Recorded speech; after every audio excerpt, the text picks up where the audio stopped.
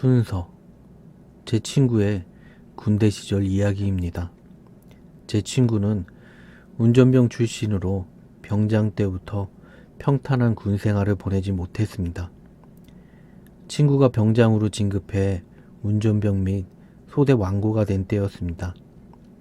본인은 간부와 부대 밖으로 운전을 나가 부대 안에 없던 사이에 막 훈련소에서 나온 이등병이 소대로 전입을 왔습니다. 그리고 그 이등병은 전입 온 바로 그날 목을 매달았습니다. 덕분에 완고라는 이유로 자살한 이등병 부모의 요청을 받아 살아서 얼굴 한번 못 본 이등병의 염을 해줬습니다. 막 전입 온 이등병의 자살 사건, 이 사건이 바로 시작이었습니다. 며칠 뒤 옆 중대의 상병이 자살을 했습니다. 이 사람도 목을 매달았습니다. 부대 분위기가 뒤숭숭해지는 수준이 아니라 헌병대나 기무대가 출동해서 하루하루가 지옥 같은 분위기였습니다. 이등병이 자살한 지 며칠 되지도 않아 또 자살 사건이 터졌으니 부대 운영은 고사하고 하루 종일 헌병대의 조사만 계속되었습니다. 상병이 자살하고 한 달 뒤 이번엔 중위가 자살했습니다. 역시 목을 매달았습니다. 부대는 아주 난리가 났습니다. 2달 사이에 3명이 자살한 겁니다. 그것도 마지막에 자살한 중위는 아버지가 삼성 장군이었습니다. 중위 본인도 쾌활한 사람이었고 자살할 이유가 없었습니다. 그런데 자살을 한 겁니다. 그렇게 악몽 같은 사건이 휩쓸고 간 뒤 어느 날 친구는 수송부 정비병들이 부대 외벽에 그려진 그림을 지우려고 페인트 칠을 하는 것을 보게 됐습니다. 정비에 한창 바빠야 할 정비병들이 무슨 페인트 칠을 하고 있는지 그 이유를 몰랐던 친구는 정비병 하나를 붙잡고 물어봤습니다.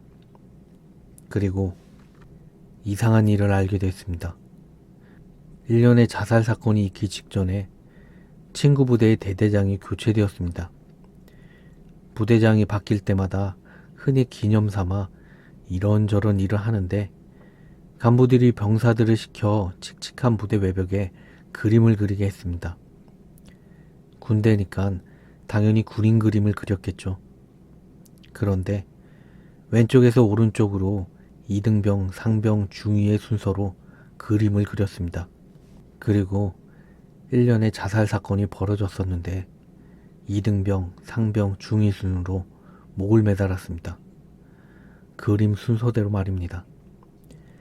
자살 사건이 3번이나 터진 다음에야 상급 부대에서 그 그림을 발견했고 곧바로 대대장에게 압력이 들어갔습니다. 당장 지우라고 말이죠. 당연히 압력이 들어온 그날부로 그림은 지워지게 되었고 제 친구는 그때서야 그림에 그려진 대로 사람들이 자살한 사실을 알게 되었습니다.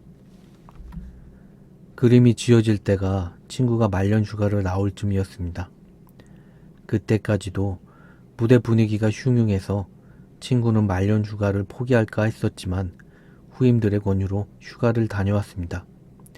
그리고 부대에 복귀를 했는데 벽에 그려졌던 그림 말입니다. 이등병, 상병, 중위의 그림 말고도 다른 그림도 있었습니다.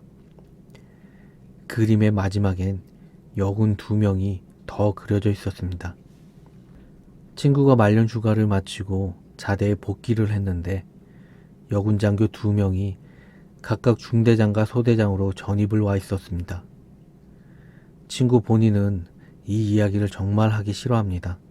본의 아니게 시체를 염을한 끔찍한 경험을 했으니 말입니다. 아직도 친구는 그림과 자살한 사람들을 그저 우연이라고 말합니다. 하지만 제가 보기엔 우연으로 믿고 싶어 하는 것 같습니다.